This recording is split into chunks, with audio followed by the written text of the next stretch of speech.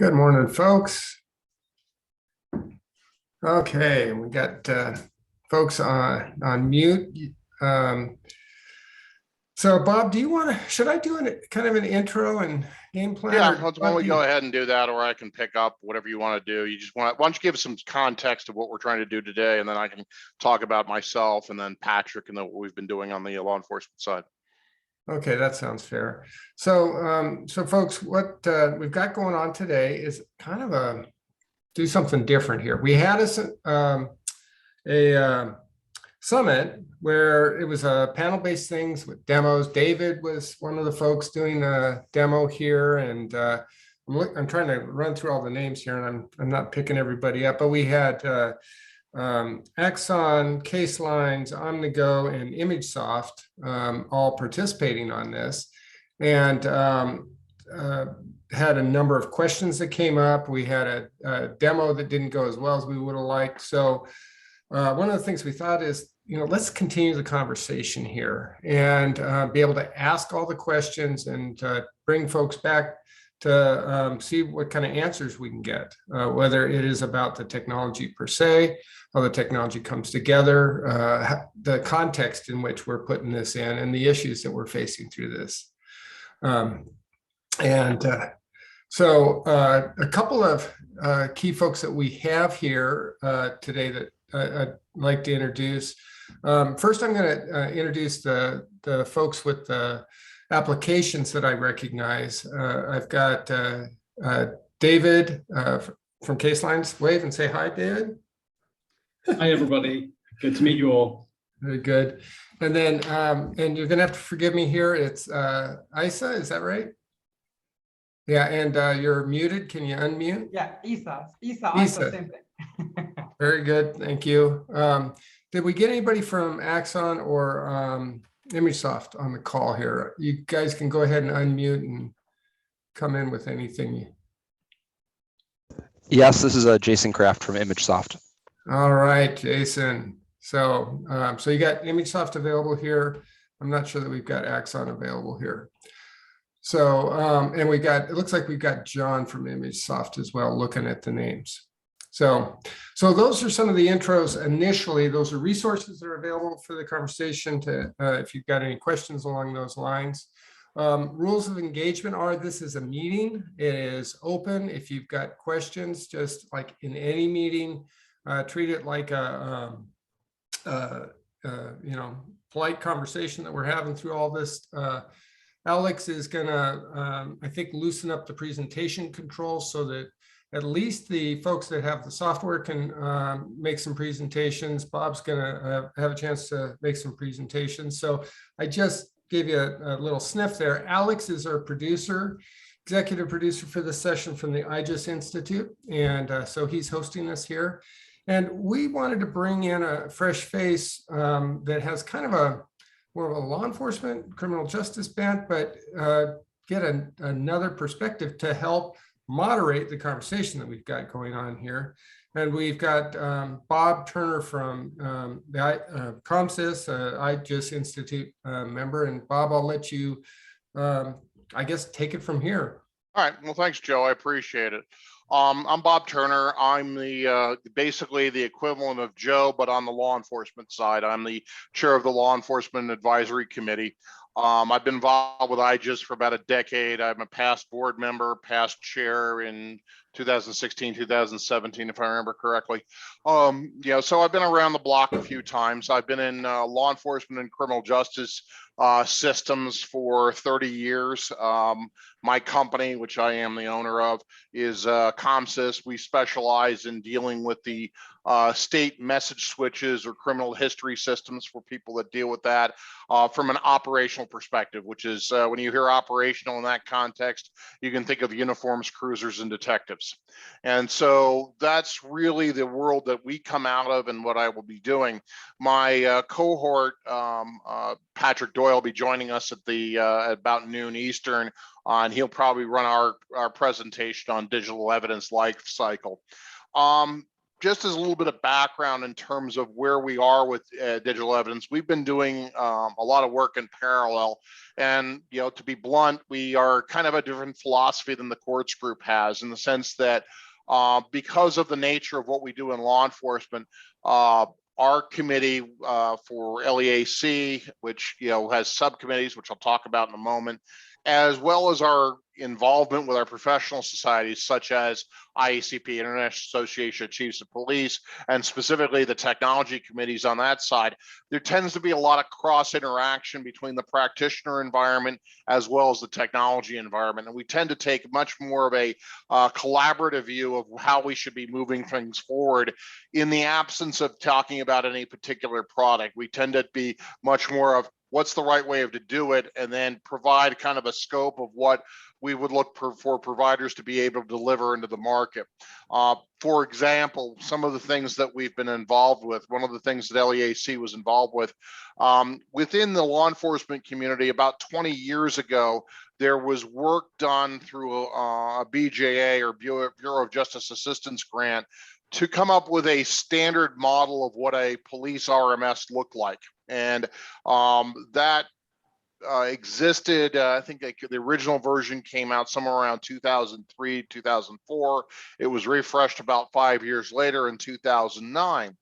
About 3 years ago, it was before COVID started, we kind of looked at how we would revamp that standard. And, one of our members, actually at that point, it was Mike Bell, who's the CIO for Houston PD.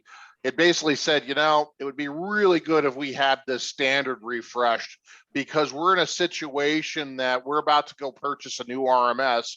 And unfortunately, all the consultants and everybody in the space still refers to the original standards that were approaching a decade and a half old at that point, because the reality is the refresh of 2009 wasn't much of a refresh. So we've dealt with a document that was essentially, by the time we released our document, about 18 years old.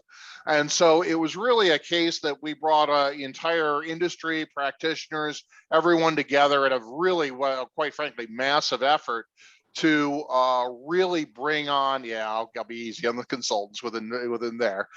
We got to give something for the consultants to use. You can't starve the consultants. But we ended up coming out with a new version of the RMS standards document, which basically addressed modern issues, as opposed to where we were with the old document, which is really what we would call the monolithic RMS, where everything and its brother was in the kitchen sink. So there's a bunch of mixed metaphors there. But really what we get into was the fact that we didn't address cloud. We weren't really addressing cybersecurity. We weren't dealing with a lot of different areas that really are of importance now to agencies that are procuring new RMSs, especially since many of them are no longer doing it on premise, they're doing it in the cloud. So we were able to address a lot of those issues. And that's a typical example of the type of work that we as LEAC tend to focus on, is not looking at really any one particular vendor, but look at holistically what we all need to be able to do the job for law enforcement.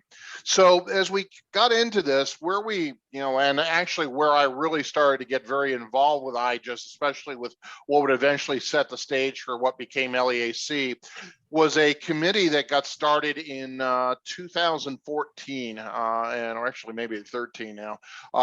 Is what's known as LEITTF, which is Law Enforcement Image Technology Task Force. And where that came out of was actually a kind of an interesting set of discussions that were surrounding around automatic license plate recognition. Back in the early part of the last decade, LPR really took off, and a lot of reasons for that. There were UASI grants, Urban Area Security Initiative grants, that would buy license plate recognition systems for agencies. Sounds like a great idea.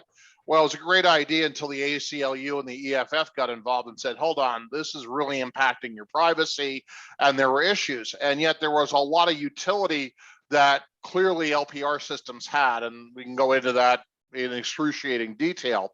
But one of the problems at this point, the late Pam Scanlon, who was the head of the ICP CJIS committee, This was at the Philadelphia ICP meeting in the fall. I was at CJIS committee meeting because I would tend to be a groupie and sit on the outside ring of everything. And she said, you know, we really need IJIS to get involved to help move this forward. And at that point, I was a newly minted board member. And at that point, our director was Steve Ambrosini, and Steve was not able to make it. He had, I think, some medical appointments or something along that line. And so I go ahead and raise my hand up, and because of that, have been sucked in because of a whole lot of issues related to LPR, which, believe it or not, actually gets us to this conversation today. The issues that we ran into with LPR were everything from dealing with usage to what's appropriate to really agencies having policy in place that declared how they were using license plate recognition technology. Well, the first couple of years we worked on what we called the grass fire or the brush fire of LPR, because it was a nightmare back in that area 7-8 years ago, because people were trying to move the technology forward and we were running into issues on the vendor side, but issues on the privacy side. And there were states that were putting rules in place that would essentially defeat the use of LPR. And yet we could show case after case of where LPR was crucial for everything from catching a arsonist who lit a building up on fire in Cincinnati, and a firefighter was killed in the fire, where we were able to actually identify the arsonist, to other situations involving on I-95, where we in Virginia, where we were able to use that for capturing a vehicle that had a kidnapping in it. It was a few years ago after a murder with a TV reporter, if you remember that. Anyhow, the point that this all brought about was that we were worried about things like LPR. We moved into things like facial recognition. And there was this nagging point that as we continued down this path of dealing with issues of evidence and how do we protect these images that come out of these processes, whether it's LPR, facial recognition, or anything that really involved imaging, that was something that law enforcement was heavily involved with.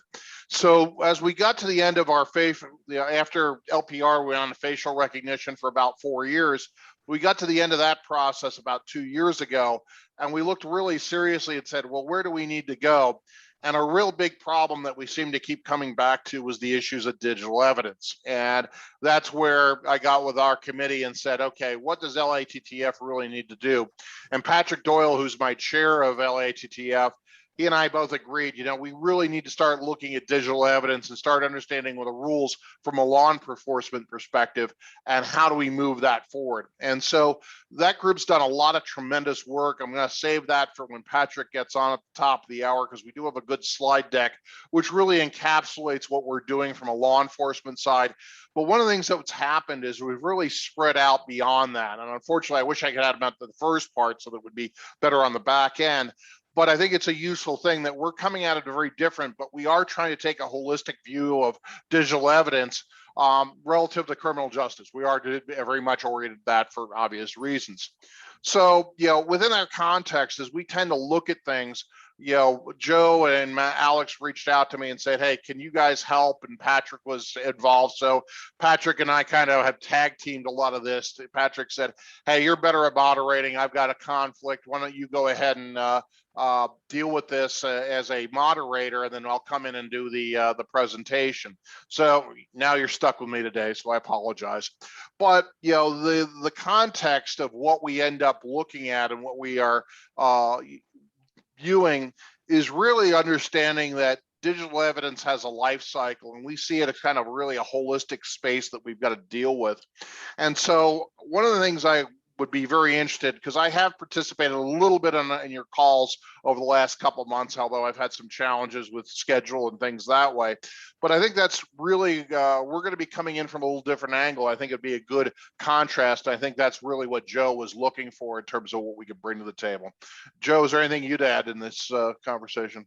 No, I just think we ought to sort of do some follow-up, and I don't know if you guys, maybe start getting into questions. If you recall, we had the demos that went on and all that. There were some questions that came up, but as folks went through, come back to this conversation here and think about the life cycle and whatnot. If there are any folks that have questions or want to see anything, just out of the blue, I want to encourage people to feel free to light up their camera and light up their microphone. And any questions from the floor as we get going? We have the follow-up questions from the session, but anybody want to break the ice with a question coming just out of the gates here? Joe, this is Kevin. I'm not bashful about asking questions, but as we go through this, and I'm looking at some of the folks that are on the screen, I'm sitting in the background listening to this with a lot of interest from two standpoints. One is from the courts side of the world. There are several of us on here from the NACM and COSCA Joint Technology Committee. And part of what we're looking at doing is learning to see what people are doing in this space and seeing what kind of information we can share within the court community that's going to make them more effective in their daily operations. So from that standpoint, if any of the presenters want to talk about that from, what would help the court world or from a law enforcement perspective, how can the courts do a better job integrating with law enforcement when it comes to digital evidence? That's an issue that we always have. The second piece, and Robert, I don't know if you're going to touch on this later in your presentation, but we've got some folks on the call here too that have participated in the Department of Justice Global Advisory Committee that is focused on information sharing. And from that standpoint, one of the difficulties with digital evidence, and seems especially among different law enforcement agencies, is that there are some agencies that are open to sharing information and others not so much. And what we're trying to do is understand better in this space, how do we improve information sharing so that not just the sworn law enforcement officers, but also the analysts that are handling criminal intelligence can best serve and move the information forward to where it needs to go most effectively. But if they're cut out because of definitions of who's law enforcement and who's not, and who's got access to sensitive information and who doesn't have access to it, that impedes the ability to do the best job we possibly can to deal with different kinds of threats and risks that come out. So I'm just interested to hear what some of the people that are working in this space have to say about those issues. Thanks, Joe. Sure. I mean, in your community, who buys or provides digital evidence management? Is it the court's job? I've got Carla Jones, for instance, just came out of the Maryland courts, and Carla, I'm going to pick on you a little bit. Do you have any insights there in terms of the court's perspective? Is it the court's job to manage this for law enforcement and everybody that's coming to the court? From the management, hello, everyone.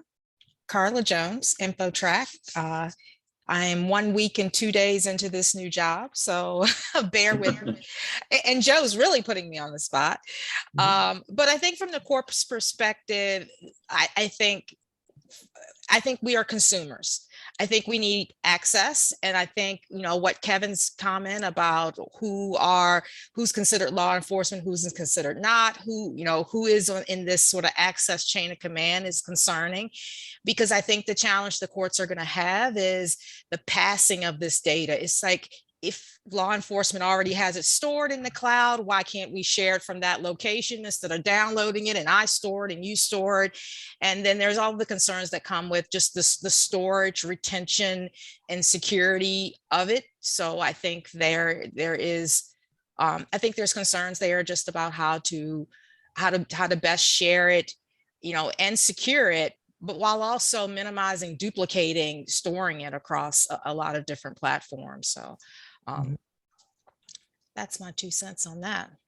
I don't know necessarily that the courts are managing it, but I think they're definitely consumers of it. They definitely need access to it at the appropriate time when it comes to a trial, and it's figuring out when that time is for the courts to get that access, controlling that, and then ideally sharing it from a central location. David, Isa, Jason, any insights? I think I'd echo everything that Carl has said, except possibly emphasize one thing over another, and that is the transition. Data storage is these days significantly less expensive than it was even 5 years ago. And I remember in the early 2000s, I ran large storage systems and used to worry a huge amount about the cost of data storage. But now, the storage itself is less of an issue. What we see is the transition points between different systems where data is moving from one to another. And every time it stops, whether it gets converted into paper, as in documentary evidence, or whether it's a video file that gets written to a thumb drive, every stopping point is extra work, and usually a lot of work. So the key things from my point of view would be to say to courts, do whatever you can to make sure that evidence moves around seamlessly and automatically. And certainly that's a key part of our thinking. A number of people that we work with, I know that if Axon were on the call, they'd be saying the same, and I'm sure Omnigo the same, that the more that the different systems can pass messages to each other seamlessly, the better. May I chime in here a little bit? So what has changed recently in the past 10 years is the burst of amount of digital evidence that is getting collected on every incident that happens. 10 years ago, if you have an incident, you probably have the crime scene folks going to the crime scene, taking photos with a professional camera, Nikon or Sony or some other cameras, and that's mainly the source of digital evidence. Now on a crime scene, you've got photos from the professional cameras, you've got cell phone photos by the officers, county issued or agency issued phones. You've got the surveillance cameras, you've got the civilians who were in the incident at the incident location who took photos and videos that they want to share. You've got the body-worn camera, the car in-dash, the dash car camera. You've got the surveillance videos. So the amount of input for digital evidence is very staggering. Not to mention, when you have a suspect and you have a search warrant, you collect their cell phone, you collect their computer, that's another 2 terabytes of data that you need to manage. So the amount of digital evidence that is getting collected nowadays is way bigger than what systems have anticipated in the past. In the past, people used to store digital evidence in the drives of a shared drive on the network of the law enforcement. That is no longer a solution. Problem with that is there is no chain of custody. You don't know who accessed what. You don't know who downloaded files or made a copy of it. And not to mention, if you want to share these files, it's going to just get out of hands. So having a digital evidence management solution that takes into consideration at first the chain of custody, the security of these files, the ability to share these digital files with other agencies is essential. And more importantly, the organization of files. For instance, I mean, if you've got a case with phones and all of the digital evidence I mentioned, you easily have more than 10,000 files. And having all of them in one root folder under the case is not going to work for you. You need a way to organize these files, either using folders, just like what we're used to with computers. Folders is the natural fit of categorization of data. You need- So if I could get something in there, I think you're very much on track. And I think that's one of the big challenges that law enforcement has versus the courts have. We've got a huge problem where in the law enforcement environment, just like you discussed, everything at a crime scene is going to have to be assimilated in, okay? The detectives, generally if you're having that much evidence corrected, you've got detectives involved. They're going to have to look at it, pull together the information that is viable that they see in terms of supporting the case, and turn that over to the prosecutors. The problem we get into, and I think it's a really, really big issue, is that our systems on the law enforcement side are going to be much more case oriented. Okay, and their involvement is going to be, how do we manage as part of a case file and that activity, and how do we build that together as a part of a prosecution package to hand that over? And to David's point, yeah, one of those points of interchange is really where we take the evidence and hand it over from law enforcement over to the prosecutors, because and this is where Patrick and myself have some disagreements.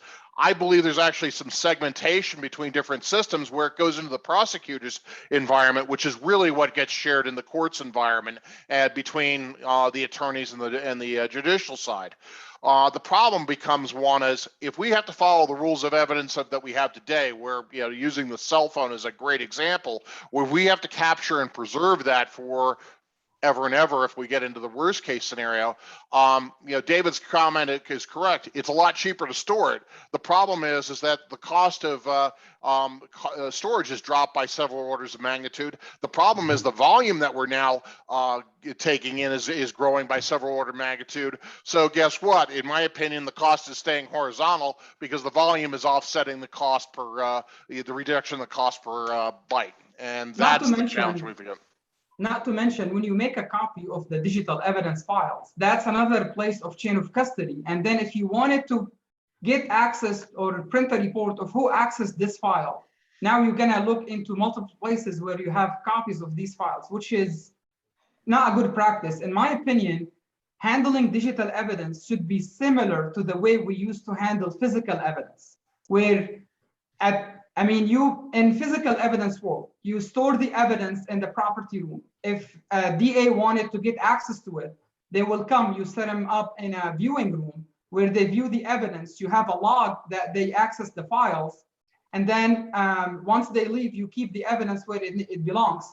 You share it with the court, someone takes it to court, share it, and then the evidence is kept in one place. So to a certain extent, you have to deal with digital evidence with the understanding that you need to keep the chain of custody intact. It's essential to know who accessed the file, who viewed the file, who downloaded the file, and for what reason they're downloading. It's essential that you should have mechanisms to restrict access, maybe by permissions, by roles, or maybe by certain definitions on the system. Like the CS team can only see CS files, and they should not have access to crime scene photos or whatever other mechanisms or filters you need to set up the system with. Yeah, I think to add to that from the court's perspective, there's another level of segmentation that happens between the prosecutor and the court. So you have the detectives, you have the segmentation of what's going to the prosecutor, but I think you also have another level of segmentation as what goes to the courts, because you have rulings on motions to suppress evidence and things like that that are happening as part of the court proceedings that might prevent some of even the prosecutor's digital evidence from making its way into the court. So I think there's also another level of segmentation, and I agree with you so that we're looking at, yes, storage is cheap, but should we all try to store the same copy of the same materials, especially when a vendor's license might be based on how much you store? I'd like to echo Carla's thoughts there. I think she's right on target with that. And I guess taking it one step further, there's a lot of evidence that could be stored and used jointly up to the point of a trial. But once, if you think about a funnel coming down where law enforcement has got the vast majority of the information, it gets winnowed down a little bit as the prosecutor works on their case. it gets winnowed down a little bit more, as Carla described, when it goes through trial, and perhaps even more if it goes up on appeal. And between a trial and an appeal, that's another area where there might need to be some requirements for separate storage to get at the issues that Isa was raising, where there really needs to be tight control over who has access to it, for what purpose, and how it's being used. So, you know, where there might be able to be joint storage at one point in the process, there might need to be multiple storage containers at a different point in the process. But Robert, I think you hit on a really important point that I haven't heard talked about in a lot of digital evidence presentations before, and that's the rules of evidence themselves. It may be that some of the companies that are working in this space and some of us from the court world need to get together at some point with the folks that draft the model rules of evidence and share that information about how things are changing in our world, because a lot of the current rules of evidence are around either witness evidence, testimonial evidence, or physical evidence. And there really is, you know, very, very little consideration of digital evidence. And that's going to change our world going forward. And the sooner we bring some of those thought leaders into the process and get new rules, updated rules for courts to use and for attorneys to use, the better we'll all be. Well, thank you, Kevin. I'm going to jump in there because I need to pick up on that one. Is because one of the big issues that we really are struggling with on in our world is, okay, the volume of data is an issue, and that's something that way, but also the who controls those access rights for people to get access to it. And one of the big problems that law enforcement is looking at is, if now we've got people coming in from the court side, I'm going to take the court side as a giant holistic blob of prosecutors defending defense attorneys and judges and clerks of courts. You know, now law enforcement's going to have to play traffic cop with all those people. And I'd be blunt, I just don't see law enforcement wanting to deal with that issue. And then picking up on something I think Kevin hit on really importantly with the rules of evidence.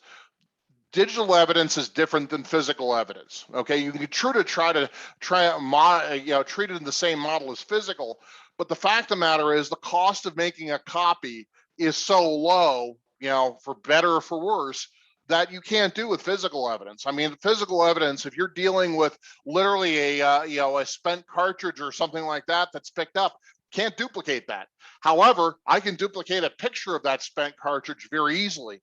And so it's really an interesting problem that if we don't look at the rules of evidence, I think we're trying to essentially make a digital world look like our physical world, where some of the rules are different. Copies are easy, but then we have more difficulty with accountability. And I'm not going to say we have any great solutions, but these are the problems that we're already starting to see pop up in this environment. You know, Bob, Sorry, can I just jump in and support what Kevin said a moment ago and what Bob's just said? This whole issue of rules of evidence is something that people are beginning to tackle. And I wonder if, Kevin, this might be a challenge for you as much as anything, whether to start organizing sessions like this one, but focused on rules of evidence with people like Arizona courts in New Hampshire that are beginning to implement digital evidence systems.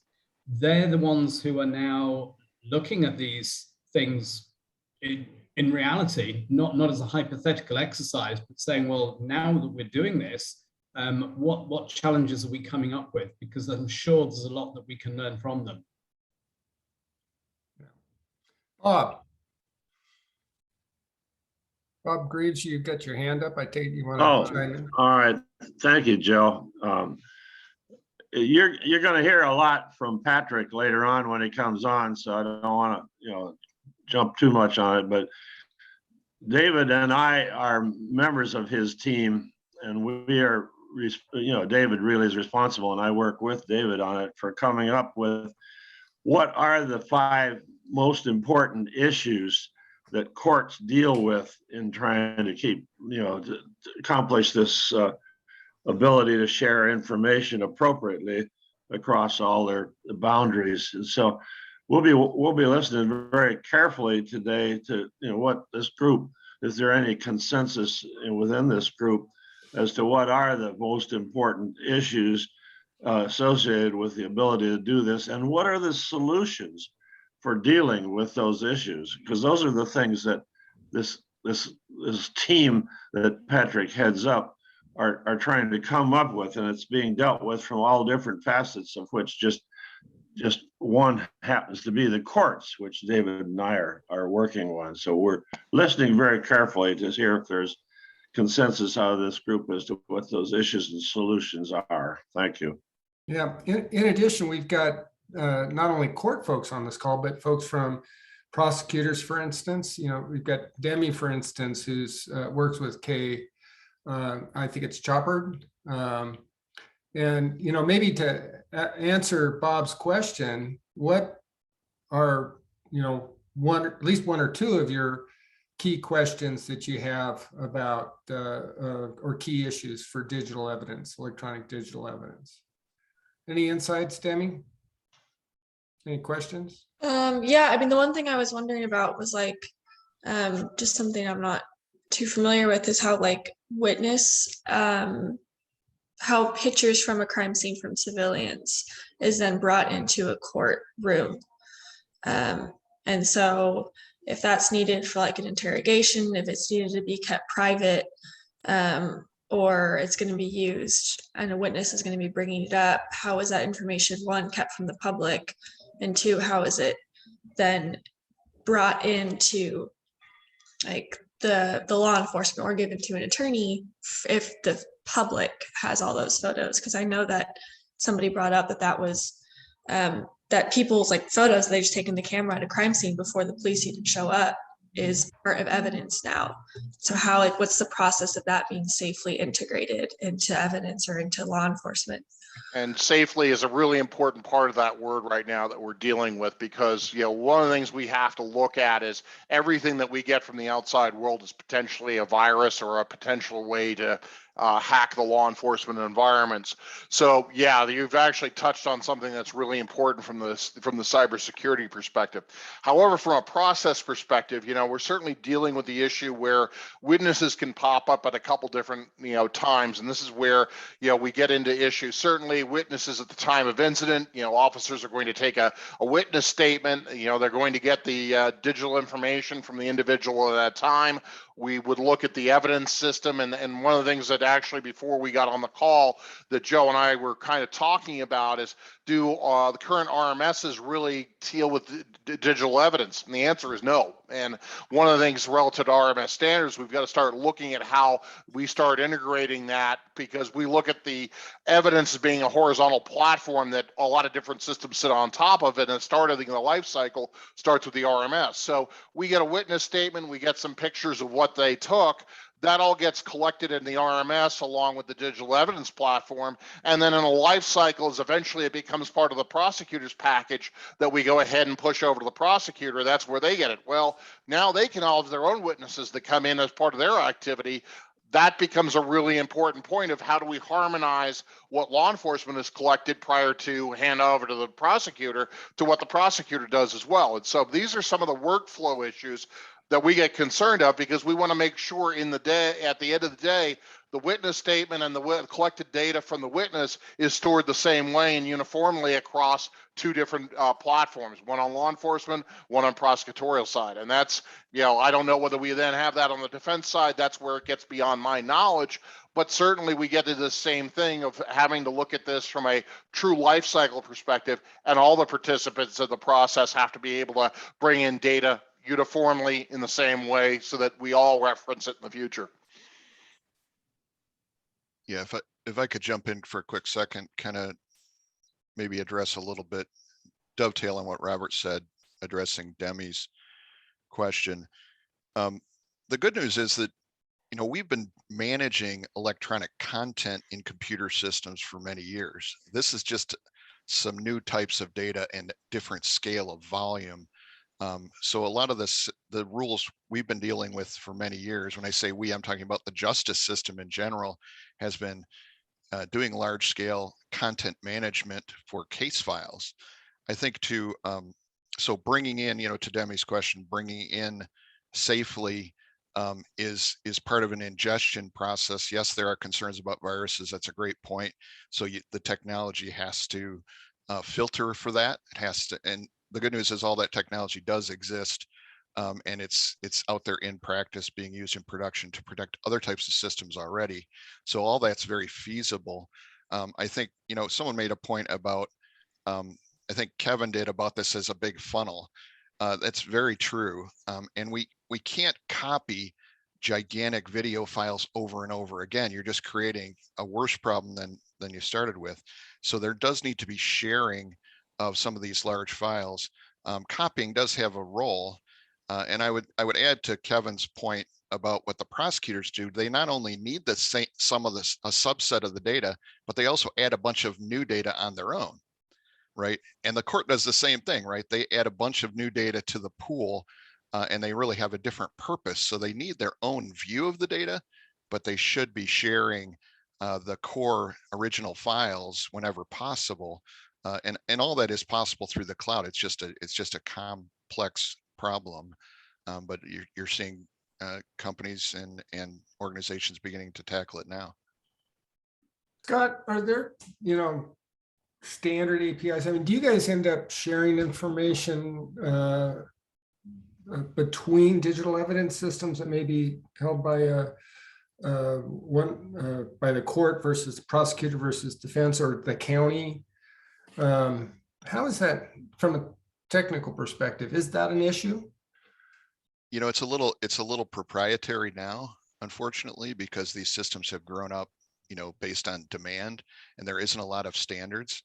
Obviously there are messaging standards, there are NIST standards, there are security standards that are well established, but a lot of the system to system communication is still left to vendors building their own APIs. Some of the big ones like Axon, who stores a lot of the original evidence, they have APIs and they're open to people coming in and pulling data in secure ways. So that's kind of an evolving area. And I think that's an area where, vendors could use some more standards to help drive adoption. I see in the chat that Doug talks a bit about community focus and efforts where communities are coming together to tackle this. And, Doug, I don't know if you've got any insights, because it seems like that could help add to some of the initiatives around standards within a community for sharing information. Are you in a position to weigh in on that at all, Doug? See if he's still online here. I see him. And Jim's on too. There he is. Hey, Doug. Yeah, good morning. I think it's anecdotal. I may have been at one of the IJIS Institute other conferences where I believe there's some regional authorities. I can take a look at it now that have a centralized organization to help all law enforcement agencies with their body-worn camera and digital evidence management programs, but they're also incorporating participation from stakeholders such as the court systems to help facilitate, well, how do we get single source sharing to the degree that is acceptable for transfer of the digital evidence. So I apologize for not having something to specifically cite as an example. I guess I ought to put my money where my mouth is, but that's all I have to say. Thank you, sir. Oh, yeah, no worries. Jim, you got your hand up? Yeah, sorry for joining a little late. I appreciate Carla representing us here for that first part of that conversation. I think I raised exactly that same question around APIs and standards for a number of the presenters when they had a chance to do their presentations a little while back. And they basically all confirmed exactly what Scott just said. Right now, we don't really have existing standards that we can build on, and they're kind of proprietary. I guess my question is, I think if we all agree that we're going to need those, what's the forum for us to do that? I mean, I think a lot of us have experience working with us in a standards group like OASIS to develop court standards. I don't know that it has to be OASIS, but it needs to be a forum where we've got representatives from each of these different domains that we're talking about here, right? Between law enforcement and prosecutors and courts and other groups as well that might be submitting and managing evidence. Is IJIS the forum for that conversation? I guess I'm looking for ideas. I think this is actually really important, Jim, that you're hitting on this, because I think the other element that goes with APIs, and this is something I've learned from being an interface guy for the last 30 years, is we've got to know what our workflow is too, and they've got to go hand in hand with each other. You can't have APIs and know how they're going to be used unless you know what the workflow is going to be. And I think that because it crosses the different verticals, law enforcement, prosecutors, defense, judicial, we've really got to come to an environment where we're crossing all those different boundaries to talk about workflow and then talk about the APIs that support that workflow interchange between the different verticals. And I think that's really one of the key things that I'm looking for relative to our environment, what we're doing, so that we can hand off the evidence in a proper way, whatever that is, whether that's a copy or a reference or something like that. That's what we need to be looking at. I'm looking in the chat here, and John, if I can call you up to kind of share what you're sharing in the chat and kind of help explain where you're coming from there. John, do you have a microphone available to you? And I think he dropped a nice little resource there on body-worn camera footage and all that. So, part and parcel to this, and Bob likes to give me grief as a consultant here. We consultants are called on to figure out what is this all going to cost, and how do you manage that? And, as providers of these solutions, do you have any insights to help us poor consultants work on how to cost and frame this? One-time costs, cost of interfacing, cost of maintaining all this data for however long. Any insights from the guys in the trenches there?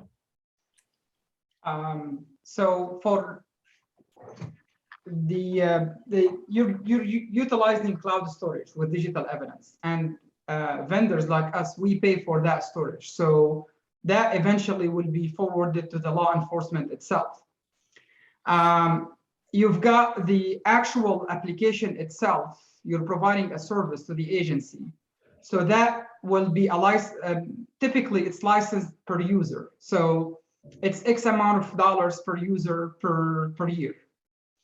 And then on the top of that, you pay for the actual storage. You have, and this year you consume 3 terabytes.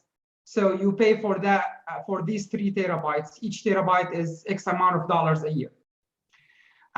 It's very important to minimize the cost for the law enforcement agency to have measurements for archiving, which basically puts the storage on the files on a cheaper storage, or purging, which is basically when the evidence already passed the statute of limitation, there is no need to keep it. It's really important to have these rules automated, where you don't have to go and find the files or the cases that pass the statute of limitation. The system should alert you that, hey, I'm going to archive these files, or I'm going to purge these files. I need your final approval because these have already passed the statute of limitation. What we have been seeing recently is with law enforcement agencies gaining more knowledge about the cloud and already have cloud services for some other things they do. We have seen agencies asking us, can we use our cloud account for the storage? And we pay for our own storage, you don't have to pay for it. And that way we don't have to pay an additional premium on you providing us the storage. And you being like Omnigo or whoever is providing the digital evidence system. And I see that is important. First of all, the law enforcement will have control of the files, will have the keys, the encryption keys for the actual storage, and we would not have access to it. That way, the storage is completely under their control. It's under their account, it's under their control. We're providing the UI and all the management aspects of the storage that they basically manage with their cloud account. And that's a win-win for everyone. Of course, we would not make as much money as if we control the storage, but we do understand the need of the law enforcement to have their own control over the storage themselves. Okay. I've got a couple of questions up here. Demi? This was more towards a point that was earlier, so we can touch back on it. But I was just wondering if there are any, someone was mentioning standards, and I was wondering if there's any way of controlling the people who are interacting with the evidence, and if the people who are interacting with are maybe abusing the fact that they have access to all of this, and maybe they're taking it onto their own personal information. And so how do you keep digital evidence from being taken and used inappropriately by the people who are accessing it? Like, are there ways of finding that out? Are there ways of seeing that? Anything like that? David, you got your hand up and you probably have an answer for Demi. So let's get a twofer here. And you're muted, David. Two responses really. Demi, to your question, I think everybody here would say part of the answer to that is audit trails. And one of the things that we've seen is that moving to digitization by and large improves security in that area because of the audit trail, because everything is visible, because you know exactly who is dealing with documents. One of the things that we used to see in a paper world was the accidental disclosure of information by somebody just putting a file of paper in an envelope to the wrong law firm. Just really simple things. And much less of that happens once you've moved into a digital world. It's much, much better controlled. And if it does happen, it's more easily auditable. But Joe, one of the things I wanted to pick up on this whole issue of costs is to make 2 points. Clearly, the technology costs are huge, but I know from the point of view of body-worn camera, what is really frightening is not the technology cost, it's the human cost involved. And I don't know if some of you recall the presentation that was done about, probably 2 years ago now, Kay, I think, Demi Kay was the one who did this presentation in Nashville, or about Nashville, where they had analyzed the hours that were going to be involved in reviewing the body-worn camera data that's coming through. The real problem is not just the electronic cost or the cost of paying suppliers, it's the cost of finding human time to review all this information. But the last point I'd make is to really turn the whole problem around. I think one of the things that we see is that there is a lack of understanding of costs across the justice system as a whole. So very often when people are looking at the cost of, say, new software or an implementation of, say, a body-worn camera or dash cam project or whatever that is, what they're not finding very easy to do is look at the cost that they might save elsewhere. There is a really interesting study that was produced by the NCSC back in, I think, about April last year, where they looked at the system-wide cost of delays and backlogs in the court system. One of the key things there was the taking a system-wide view. You have every continuation that happens in a court, and the average is between 2 and 3 continuations in every felony process, results in about half of those people going back into a jail cell on remand. And the average is about, I think, 20 days, they said.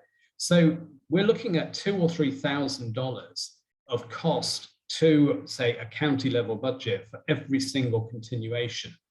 Now, when you look at that sort of cost, putting in a piece of software in the courts for $100 a case is going to save you huge amounts of money, but it's huge amounts of money that get saved across the entire justice system. So the challenge is twofold. One is, first of all, can I get a better understanding of what the costs are end to end within the justice system? And then secondly, can I find ways of moving that money around more effectively so that I've got an incentive for one person to make an investment that is going to benefit everybody else. Bob, you're a system-wide type of guy. You got a question, but does this resonate for you, what David's talking about? I assume you're talking to me on that. Yeah. Actually, I think absolutely. That goes for both you guys, both Bobs. So too go ahead, many Mr. Bobs Reeves. on here, I guess. Yeah. But that was a really interesting piece of work that Kay and Paul Wormley did in Nashville. But they were looking at it primarily, what's the impact of adding body worn camera stuff into the picture, and it was less focused on some of the other things that are brought into it. In answer to part of what Robert brought up earlier about the need to pin down the workflow, I think search has done some really good area in that and work in that area that should be taken a look at. I remember a couple of years ago, they did some work where they really identified what the workflow is, but whether or not that's been validated and built upon, I'm not sure. But one of the questions that I haven't heard brought up here, David, this is something probably we need to get the group to focus on a little bit, that there are things that court has to do that are different than what law enforcement and prosecutors have to do.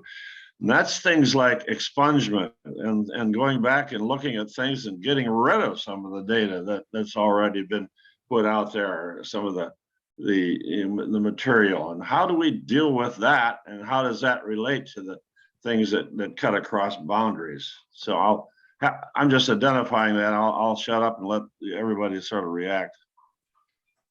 Well, we've got our august court administrators here, Carla, TJ, Kevin. There's others I'm sure that I'm not picking up on. Any insights from your quarter there?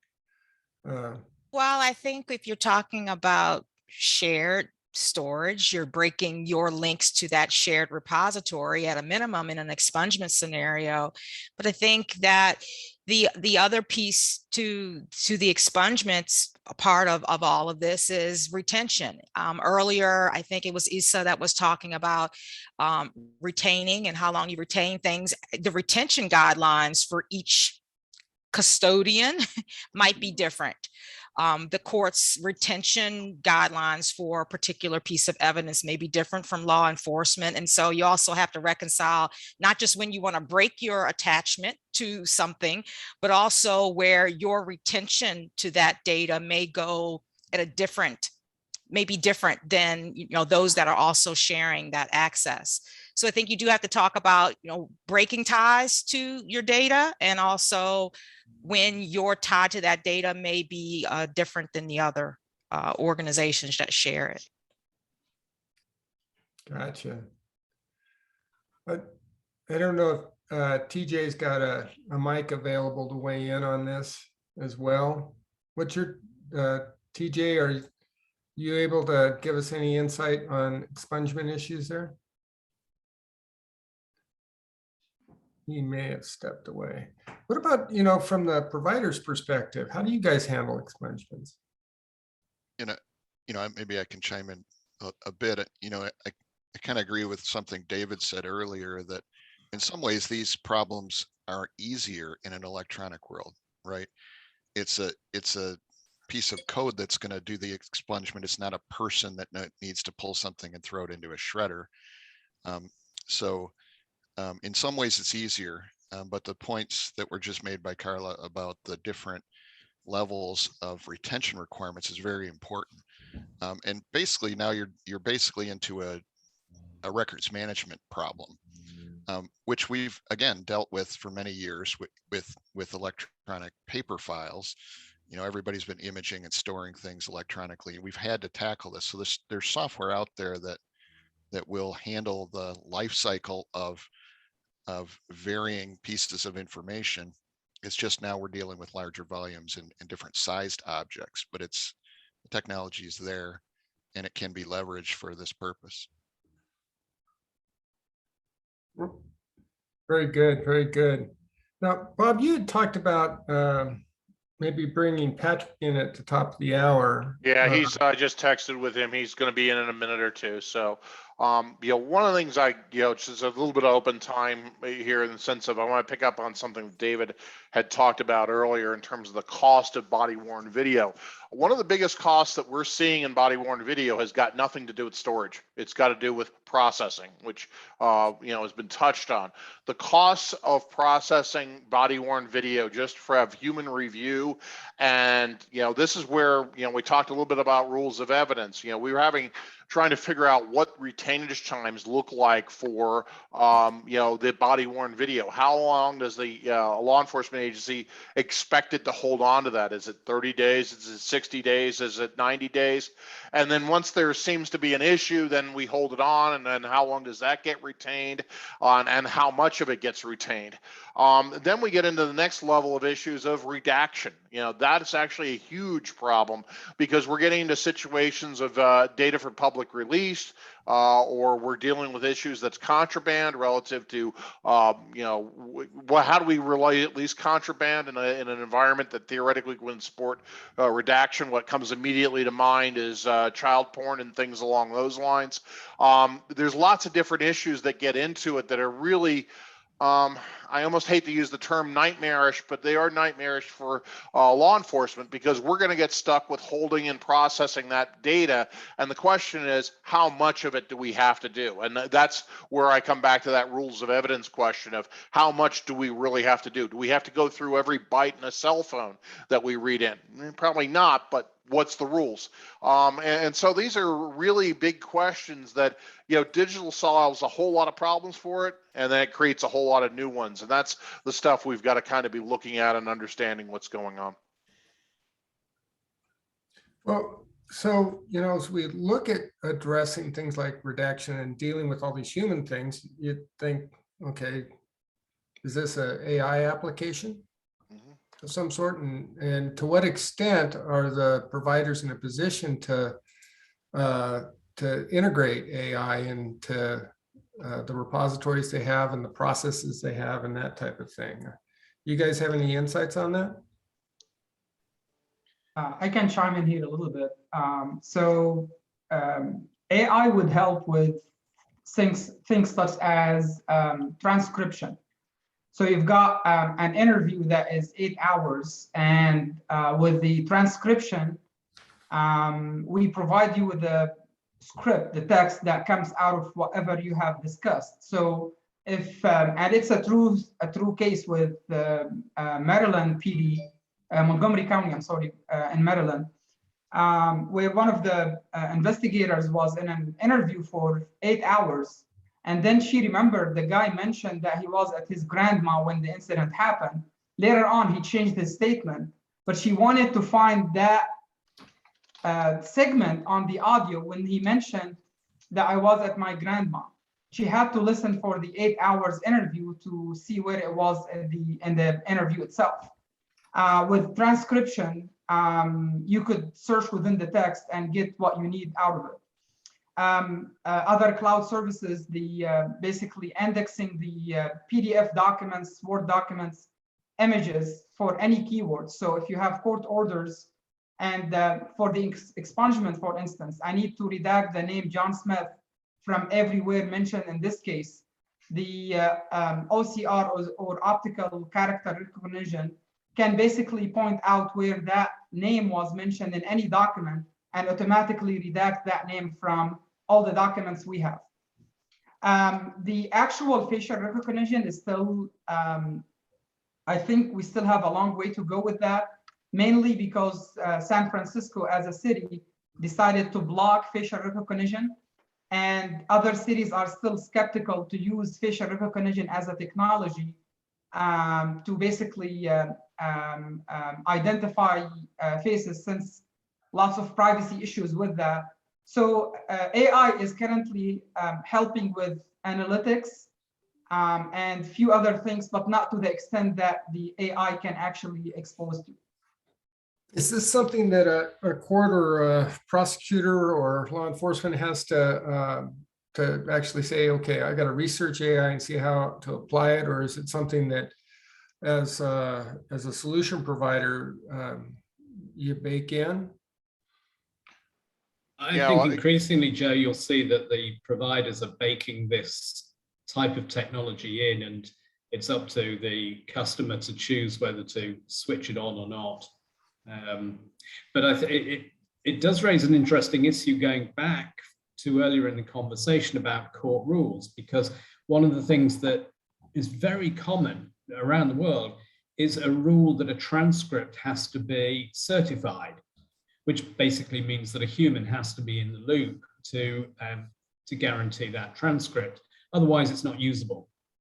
And one of the very simple changes that people can make is to allow machine transcription for non-evidential purposes. And then at a certain point, if somebody says, I'm going to use this transcript in court, at that point, you go and get the 10 minutes that you want to use certified. But that 8 hours could be machine translated or transcribed in a matter of 10 minutes in the background. That's a huge amount of saving. And if it makes a mistake, you don't really care, because you just go back and you edit the mistake out. It's only when you need it for evidential purposes that you need it to be properly certified. So that's one of the really obvious areas for courts to think about changing procedural rules. Yeah, I think Gotcha. that's Okay, Joe, Patrick is here. David's points are very well taken. I don't mean to step on him. The one thing you did ask to talk about, and yeah, I think your segue on AI is actually really good. Talking about the White House RFI we've been working on relative to ICP. Do you want me to touch on that right now? Yeah, that sounds good. It might kind of flow with this. And then I'd like to get back to John, who had some really good insights, maybe curate some of the things that he put in the chat. So Okay, go for it. do you want to touch with John first, and then I'll talk that, and we can get to Patrick from that sequence? You want to do that? Sure. John, are you in a position to kind of curate what you shared with us? Sure. Sure. I won't share my video because I wasn't prepared to be on screen today. But so my name is John Markovic, and I run the body-worn camera grant program for the Bureau of Justice Assistance. So we've been providing grants to local, state, tribal law enforcement for primarily for body-worn cameras, but it's wrapped in a whole program. They have to develop a policy. We have a couple TTA providers that we're working with that help those agencies, and we're sort of monitoring what's going on in the field. One of the things that we've started to dive deep into is exactly what you're all talking about, is digital evidence management and integration, sort of dealing with the tsunami of data that come from BWCs and dash cameras, the whole litany of things that were mentioned at the beginning of the presentation. So we're really sort of surveying the field, sort of initially informally, and now we've been working with some of our larger grantees, including LAPD, Phoenix, Fort Lauderdale / Broward County Prosecutor's Office, in looking at how it's done in different places. And I think we all understand it's kind of the Wild West out there still. It's very idiosyncratic, and it's very organic in how it's happening. You know, I'm a resident of Virginia, and I know through tracking and seeing some of the public meetings that they publish that their prosecutors association, the Commonwealth Association of Prosecutors, are very in tune to digital evidence, and indeed they proposed legislation. I think it passed to some extent, although it doesn't have a lot of teeth into it, that for every municipality that wants to implement body-worn cameras, I think for every 50 cameras, there might have been 75. They ought to, or they should, they're encouraged to provide funding for one full-time prosecutor, because the prosecutors were dealing with so much digital evidence, and in Virginia, at least, they feel like they need to watch it and watch all of it. That they were being so overwhelmed that, you know, they needed more money. Otherwise, they'd have to give up on doing things like prosecuting misdemeanors. So there's a whole bunch of information on that. And then we looked at some of our other grantees in other places where it was more ad hoc. They looked at what they could. So we're really sorting through that and hope to have some things. I posted some literature from our TTA providers, CNA, which is an organization in Arlington, Virginia. There's a couple other groups that are working with us on TTA, but that website has a wealth of material. I highlighted some of them. For those of you who aren't familiar with our grant program, we've probably since 2015 provided $90 million funding to agencies, and we just released a new small, rural, and tribal micro grant program a couple weeks ago, in which we're helping smaller agencies who can't necessarily apply directly for grants fund body-worn cameras, again, enveloped in a whole program with policy development, understanding the challenges of digital evidence media. So we're learning a lot, and I think, you know, we're in a position to start sharing some of that, some of which I did, but you know, yeah, so all of this resonates very much with me. Being at BJA, I'm tied in with Global, and although I don't have a lot of bandwidth to attend their meetings, so I do appreciate this, but I was expecting to just pretty much listen in, but this is very, very engaging and compelling, so I thought I'd throw some comments in there and some resources. John, that's greatly appreciated. And it really is, it's great to hear your voice in the discussion here. So that's excellent. Thank you.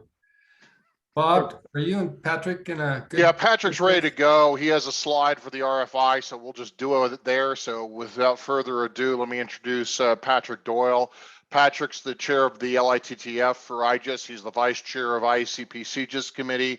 He's a retired New Jersey State Police captain, where he was heavily involved with Homeland Security and activities that way. And he brings out my Jersey guy. Even though I spent 40 years in the Midwest, I still went to high school in New Jersey, and you know, we get the thing of it's the Jersey guys doing stuff. So without further ado, I'll turn it over to Patrick. Alex, go ahead and fire up the slides if you would.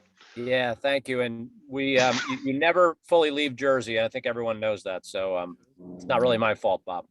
I know. Hey, thanks everyone for the chance. And this is very timely from what, you know, the last few speakers have talked about. So I'll talk about a project that we're doing to study digital evidence at IJIS in just a minute, but I thought I would jump ahead to that. We alluded to the White House Office of Science and Technology request for information, but not directly, about digital evidence gathering, but it asks for information on the entire process, especially biometrics and artificial intelligence and things. So I thought I would touch on that now, Bob, and then I can talk about the research we're doing. Great. So OSTP is looking for, it actually has almost like a market survey out there. IJIS is crafting its own response. Also, IJIS is part of an IACP response that's going in. I say they're part of it because we have quite a bit of cross-pollination between IACP committees and IJIS committees. Each answers to their own hierarchy, of course, but there's enough of us that are in multiple organizations that IJIS certainly had a hand in crafting the IACP response. Most of the other thought leadership groups in and around the justice space, especially in the law enforcement sector, are going to be responding to this RFI. It was interesting, if you're not aware of it, it's due on a Saturday.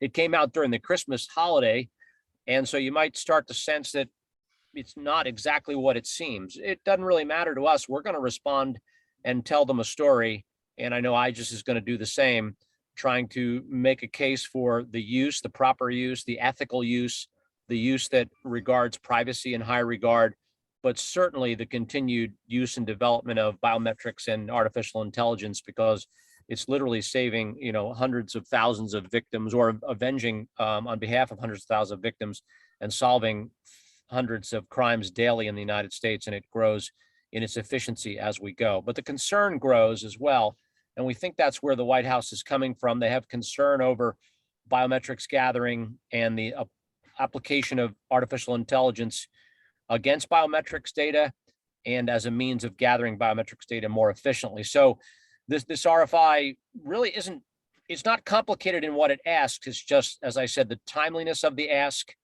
and the way in which these simple questions are put forward. As you can see, I've enumerated a couple of them on there. They want to know about principles, practices, and policies that govern biometrics and AI. who are the stakeholders? They want to hear from all stakeholders, and they want to know what the impact is to your community. And they don't just mean the law enforcement agencies. They've obviously asked watchdog groups, what you might call civic groups, and other social and even fraternal organizations to comment on it. So a wide net being cast, asking for is biometrics on target? What is it doing? Where is it going? And what do you think of it? So I don't know if others have questions about it. You can only submit 10 pages per submission. So, an IACP version is going to be about 10 pages. I'm sure IJIS is going to have something close to that. Major city chiefs. I hear tell of most of the others, national sheriffs. I think some of the court organizations are going to submit their own response.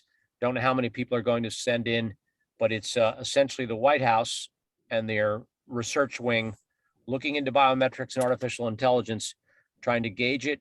And the flavor of the writing wasn't necessarily harsh, but it wasn't all too friendly to the use of this technology or the way it's being used in the justice space. Did anyone have any questions or thoughts? Maybe you're involved in a response from your own organization or commercial entity. So thoughts on it? It's the White House RFI. Let's do this. You have just a few days left. It's due Saturday. Patrick, you talk, go ahead. Yeah, sorry, go right ahead. I'm sorry. I was going to say, you talked a little bit about the tone and concerns about privacy and all that. Yeah. From the field or from the providers, have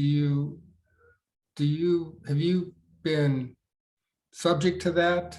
Does it impact? Well, one of the things, Joe, that we've run across with this thing is that the rumor is that the White House is looking forward to trying to push together some sort of, citizens Bill of Rights when it comes to biometrics and AI. And the problems that we're concerned about is certainly the privacy advocates have made life, certainly with license plate recognition being worse shape, and then the concerns of facial rec, as you've noticed in San Francisco. I think there's what we perceive is there's an ignorance of how much biometrics are already in use, and that's one of the angles that we're taking in the IACP submission, is really talking about the fact that law enforcement's been using biometrics for 100 years. And it's the difference is now we've got technology driving it, because whether you're looking at a mugshot with a human being doing the facial recognition or looking at fingerprints with a human being, really all these technologies are doing for law enforcement to a great extent, and there's probably a certain simplification that's going on, is that we're really automating it so that it is much more efficient and effective and timely, that can have impact on the criminal justice process. And we talk a lot about that in our submission, of saying, we've been doing it for a long time. And certainly relative to, say, fingerprints, which we use as a real model, we've developed a lot of controls and protections to protect people's civil rights. And I must say, too, Joe, that it's a bit of my paranoia, and Ben Bawden's and other lobbyists and people that really watch the Hill and watch the White House and understand where policies is going with this administration. It's not all bad, but in this case, we're just a little wary of the wording of the RFI, the timing of it, and the fact that it didn't ask law enforcement. It asked not just the justice community, it asked everyone to comment on it. So we think they have concerns. We want to set the record straight.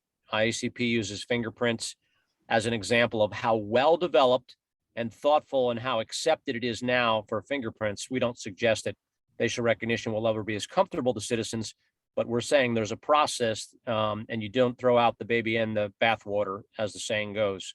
So we're asking for tolerance and thoughtful development of biometrics and artificial intelligence, as we think we're on the right path, except for a few bumps. So it could be that I'm reading into it, but if you get a chance to download it or read the full text of the RFI, perhaps you'll agree with me. I'd be interested in others' thoughts if they take a look at it this week. It's available on the internet. All right, why don't we go ahead and start from the top of the presentation? Yeah, if you don't mind, Bob, I'll just take a couple minutes to brief the group here about, again, tangential to what we just talked about, but centered more squarely on this digital evidence lifecycle. It's funny, that first slide is a chain that you don't need to show it, Alex, but I'm just suggesting that, it's that typical adage, which is you're only as strong as the weakest link in the chain. And I think the life cycle has several weakened links. None are fully broken, but I know the court practitioners feel the pain of that when they get things which aren't in proper format, weren't shared properly. Chain of custody is not super solid as it should be in the digital age. And so it's definitely a chain, you know, a length of chain with many weak links that need to be rewelded or at least refashioned. So LEITTF is a spin-off of IJIS, which IACP contributes to regularly.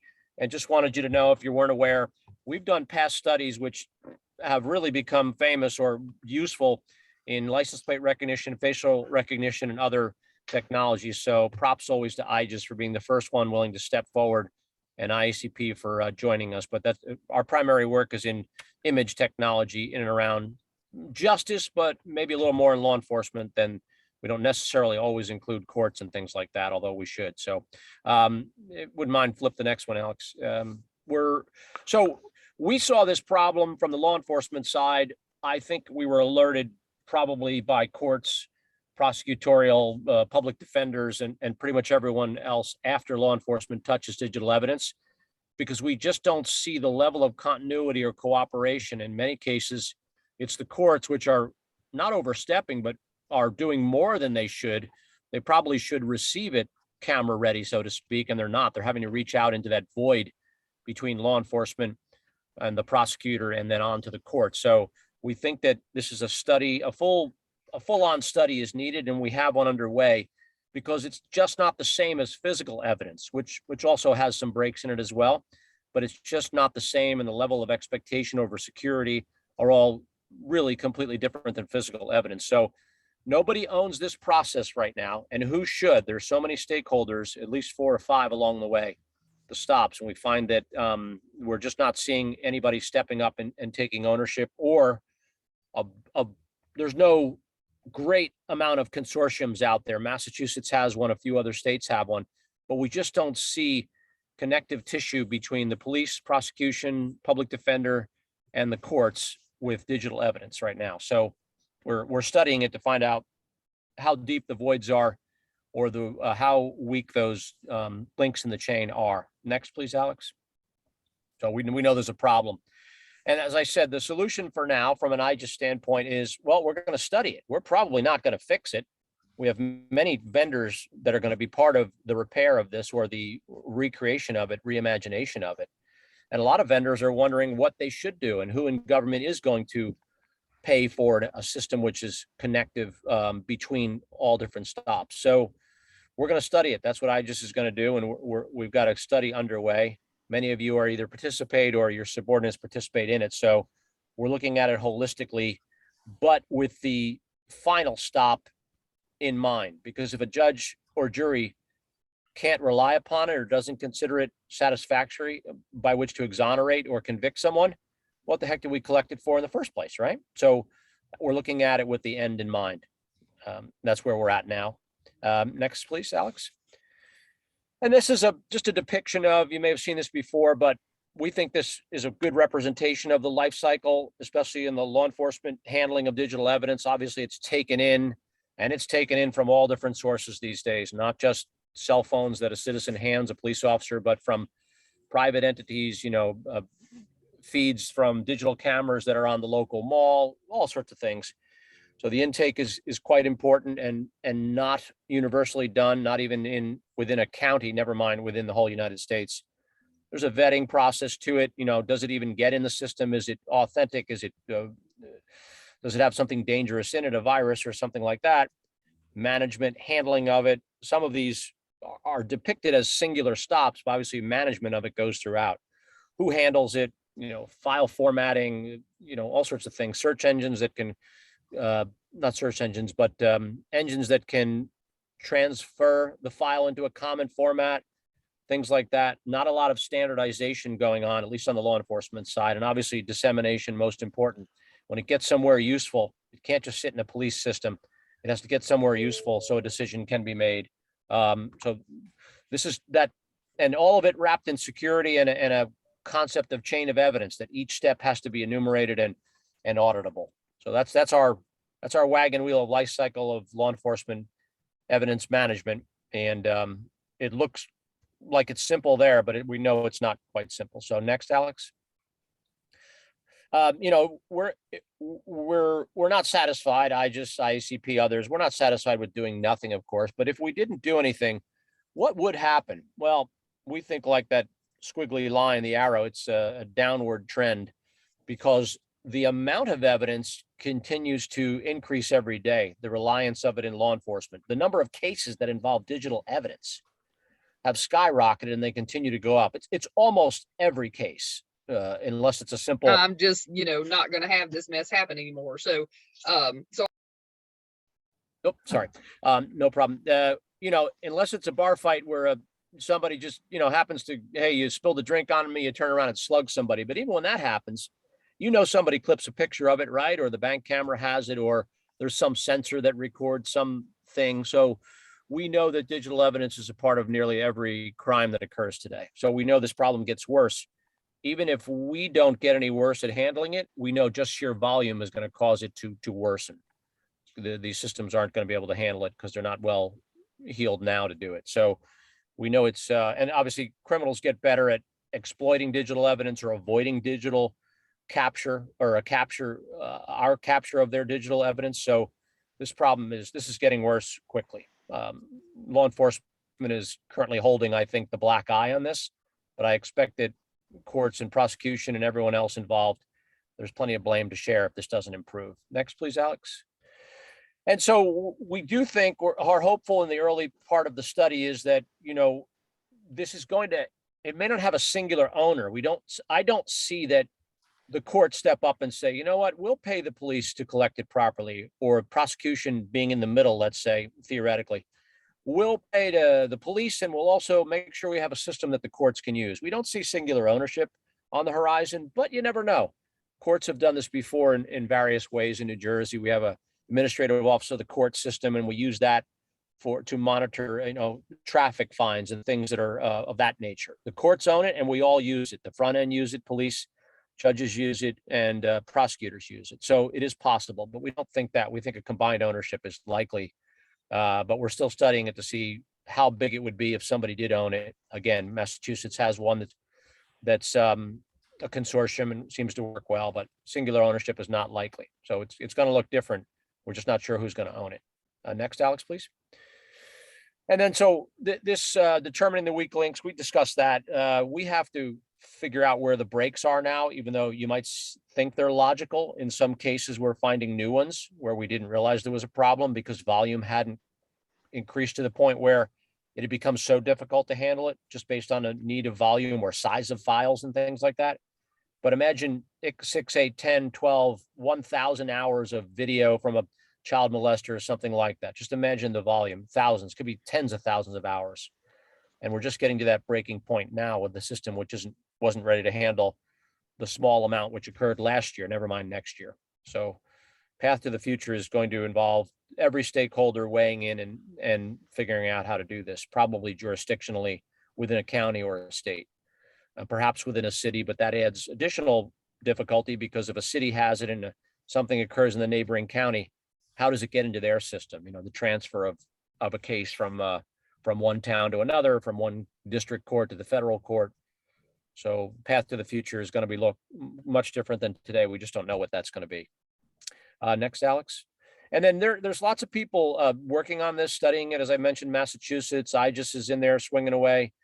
I know, Joe, this summit alone is a foray into this problem. And there's several of the federal partners, a few of which are on the phone, I know, which have an interest in it, and not just for their own interest for federal crimes.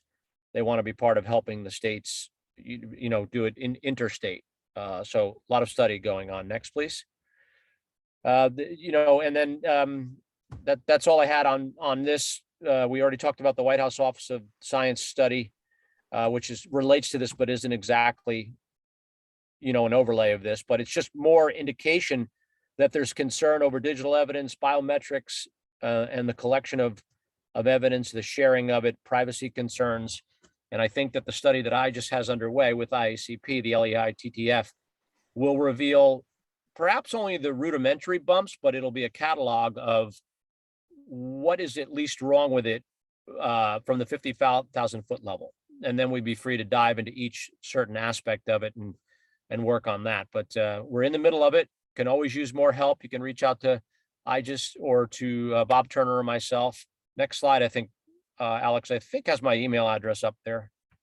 Yeah, thank you. If you don't mind, either that or Bob May or Bob Turner can put you in touch with our study group as we look into this and try and figure out how to tighten up those links in the chain of the life cycle of digital evidence from a law enforcement perspective. Anyway, is any questions or anybody have anything to add?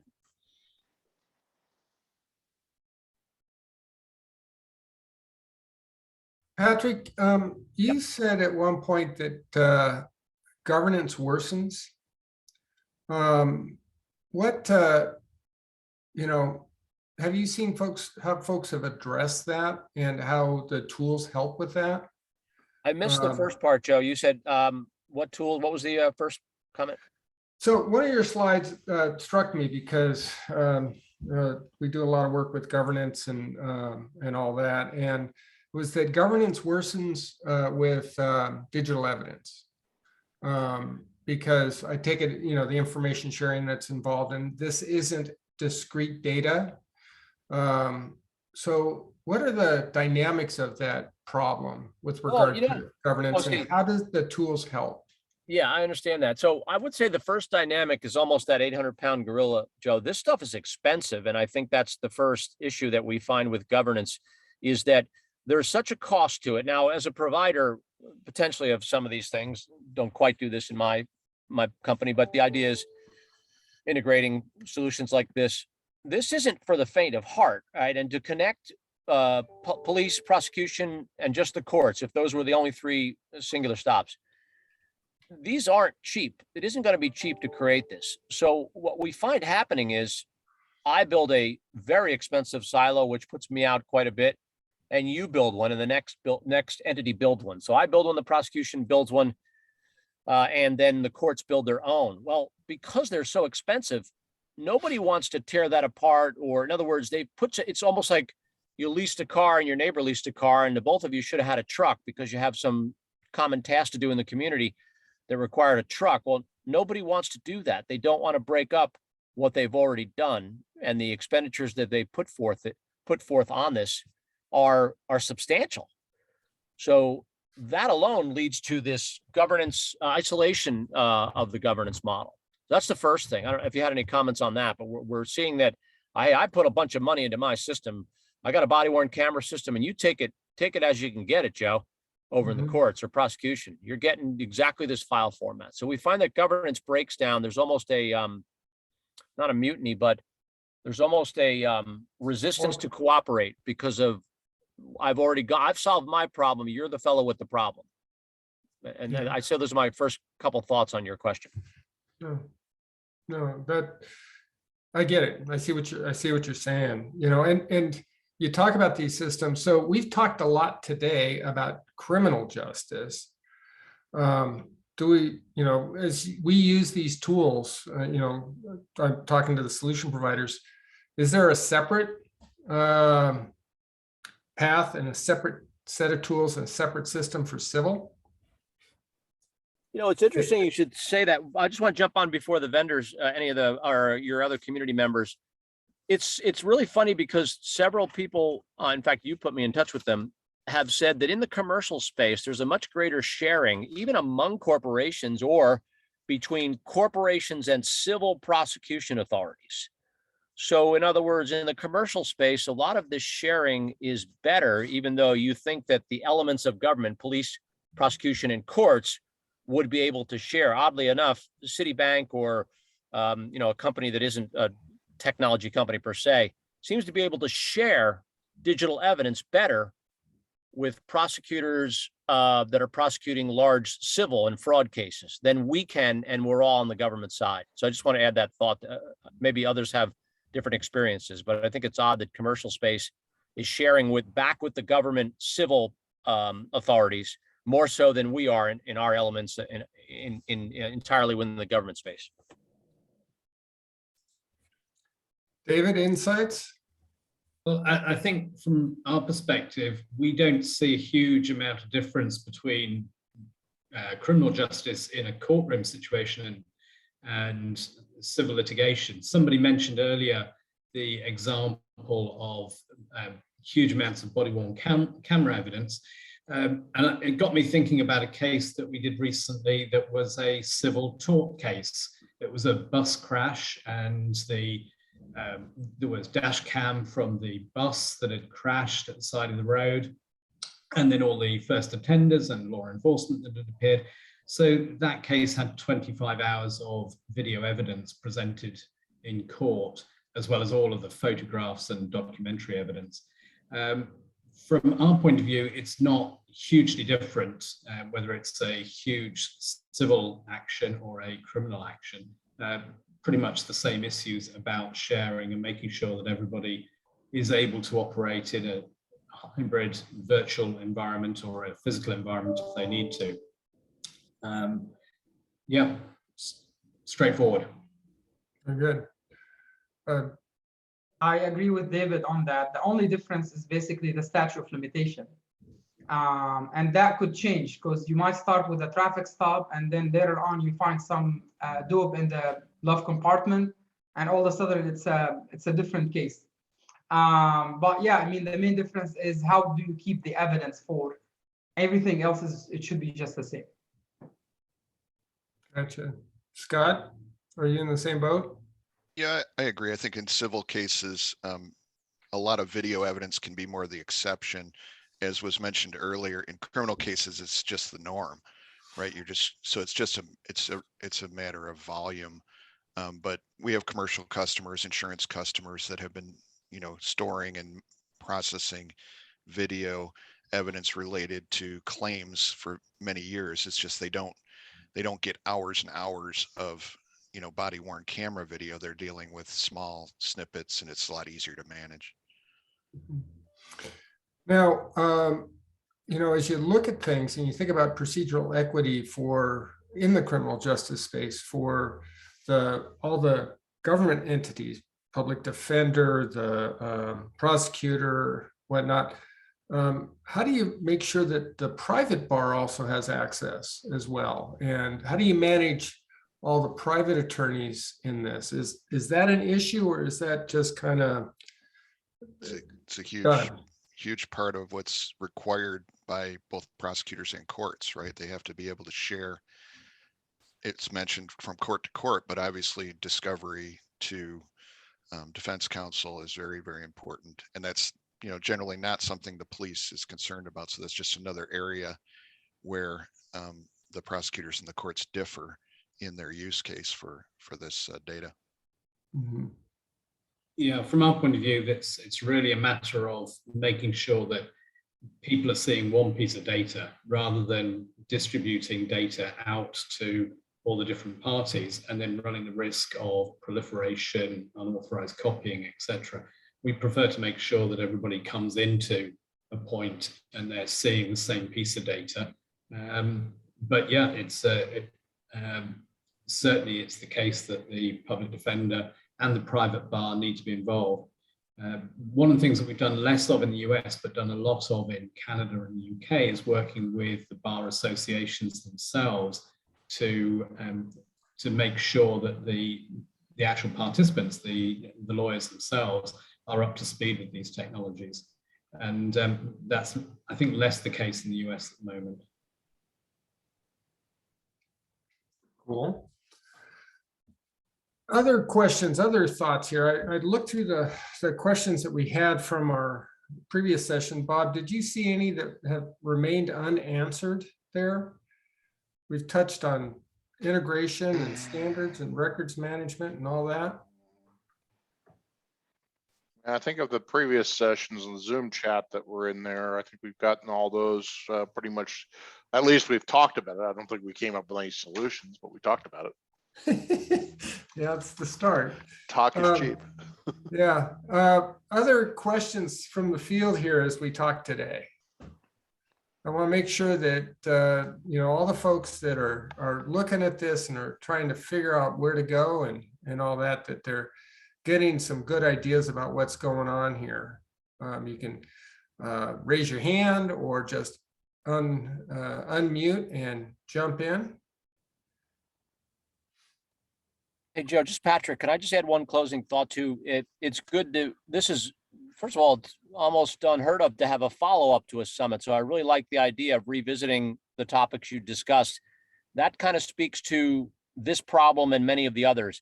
This isn't a set it and forget it. Even if everyone had all the answers today, tomorrow there's a new wrinkle in this. So I think constantly revisiting it, being a part of a study or helping, and by all means, contact us if you think of something 3 weeks from now that you think should be part of our study or any other thing that IJIS is doing. This is a living, breathing problem, and it's not going away no matter how well we solve it today, because technology advances constantly. The criminals change the way they use digital evidence or avoid digital evidence capture. And so I think we gotta do this often, early and often. So it's an ongoing process. I hope everyone agrees with that. Yeah, it's something Robert said about, restriction on this data. If politicians solve this problem, they're going to mess it up, right? You're not going to be able to use any of this technology because someone's going to find a way that it violates someone's civil rights. And I think it needs to be used very cautiously and with the right framework around it. But we need to leverage, certain types of technology to search and to automate the processing of this data, or we're never going to get on top of it. Completely agree. Other thoughts or comments? Well, Joe, since you asked me, this is LaVonda. Hi, Patrick. How are you? I hadn't seen you in forever, but I just wanted to tell you all, thank you for having this follow up. I think it's been fantastic, especially for me. We're in the process of trying to change things here in the state of North Carolina. So knowing what some of the other states and other ideas have certainly, allowed me to have a few more things to go research. So thank you very much. I appreciate it for being involved. Sure enough. And Demi, you got a question, I guess. Oh yeah, I was just wondering what could be the outcome, because I was looking at this RFI that you were talking about and how everyone can put in input, and like what would be a negative outcome for everybody who's trying to be able to use this AI and this ability to do word find instead of having people labor away looking at all this video. Could that have a negative outcome if it goes the wrong way, or like what could be the end result of that RFI when they look at everyone's input? In other words, what are the what are the concerns with that, I guess? concerns? Yeah. Well, let's say they banned any use of biometrics, that involve artificial intelligence matching, especially relative to a computer vision application like facial recognition, which we've got happening in some places. That could stop us from doing automated redaction, which is, I think, a key thing that we have to deal with body worn. There's all sorts of implications with that because, there's someone that talked about transcription of voice conversations. All that goes out the window potentially if we cannot use, what we generally refer to as narrow AI, which are pattern recognition tools to be able to do that. And I think what it does is it freezes law enforcement, and I think it then impacts the courts in terms of your ability to deal with the digital data that we're still going to generate, because they didn't say we can stop using body-worn cameras. We didn't say we could stop using any sort of surveillance video. That'll still be evidence, just we can't process it without a human being sitting there, and the cost of prosecution and cost of defense is going to go through the roof. Yeah. On the flip side, there's concerns that AI may either, based upon the experience that goes into teaching AI and enabling the machine learning, that the data may be skewed and end up having outcomes that are dysfunctional in some aspect, or that if you don't have a human on the loop or in the loop, that AI could end up trundling down a path that's dysfunctional. Well, I think one of the key things that we have, and that's actually one of the key parts of our point of our submission into this RFI process, is no one should ever be charged with a crime without a human being involved with an investigation. We look at these technologies as being no more than lead generation. And they're generating information that should move forward with an investigation. We should be following normal processes that way. So, we're basically saying there has to be a human being in the loop regardless, but that doesn't mean they're the ones that have to necessarily sit down and look at every frame of every piece of video surveillance to determine what needs to be obstructed out and how we do the quadrangles of doing that activity. So there's a happy medium between the two, and that's what we're concerned about. Is they're not going to come with a happy medium. They're going to end up with a absolute no to everything, and that's going to put us lock us into the dark ages with this technology. Demi, does that start to address the nature of your question there? Yes, that's exactly what I was wondering about. Yeah. Other thoughts, insights, or questions here? Okay, so hearing none, one of the things, Patrick, you brought up how this is kind of unique. Other folks have brought this up. One of the key aspects about IJIS is it is a member-based organization and primarily focused setting the table for a discussion about what's before us and what we need to address. And so you're going to see, historically, you've seen opportunities here.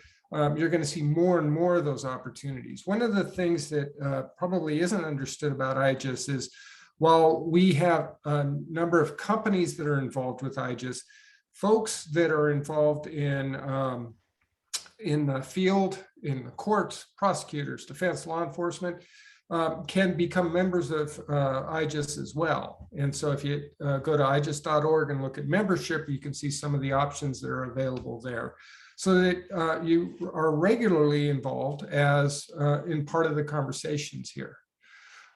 Today, we've talked about some of the key issues around storage and costs, the need for standards, the need to consider rules of evidence. And you heard some of our partner organizations like Kevin from Joint Technology Committee and from NACM, and you've got Jim Harris from National Center here that's as well, that are getting a chance to hear some of the issues that are in play. And we've got to find the right venue for talking about standards and talking about rules and those types of things.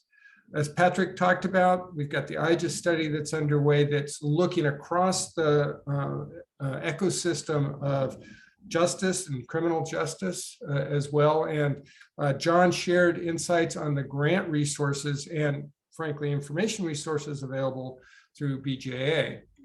So we've got some good resources going on there. This conversation doesn't stop today. It goes on in the IJIS committee, in the law enforcement advisory committee that Bob chairs. And very importantly, IJIS has the symposium that's coming up. And so the committees will be meeting there. There are plenaries and focus group discussions that go on at symposium as well.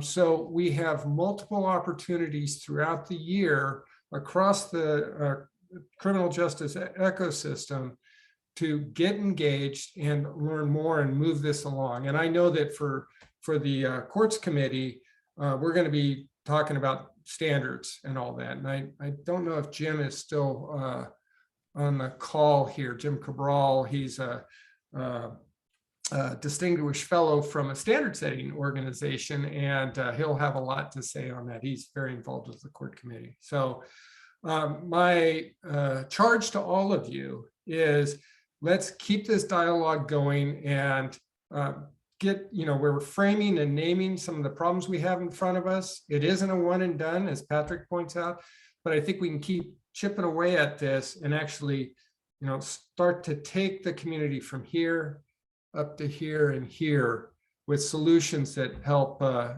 bring justice and bend the cost curve for what it takes to run the justice system in this country. Alex or Bob, you got any other closing remarks for us as we finish off here? No, I think that's about all. I want to thank Patrick from my world coming in and doing the presentation. I appreciate the opportunity. I hope this is the value of your committee and what you've got going on. I think I hope we brought a different perspective and some insight from our world of what we're looking at with digital evidence. Thanks for the opportunity, Joe. And Joe, I just want to follow up by thanking everyone and Joe and Bob especially for spearheading the discussion for today. I also want to thank the presenters from the solution providers side as well, who have provided invaluable information for all attendees. David with Caseline, Thomson Reuters, Scott with ImageSoft, and Isa from Omnigo. So we appreciate their insights and we'll look forward to carrying on the conversation in both our committee meetings and at our winter symposium, which I have dropped some information in the chat box there as well. So to reiterate Joe's previous point, we certainly hope to see everyone engaged through a variety of open engagement opportunities through IJIS. One point that I would like to stress is that for public sector membership, it is free to participate. So we certainly encourage that. And if there are any questions that I can help answer or provide you with the right direction for, please don't hesitate to reach out to myself or any one of us at IJIS. So I want to thank everyone again, and we look forward to carrying on this conversation in different avenues moving forward. Thank you. All right, folks, thanks for your time today. It's been great, and take good care. Hope to see you at symposium. Take care. Take care. Thank you, folks. Thank you very much. Thanks, everybody.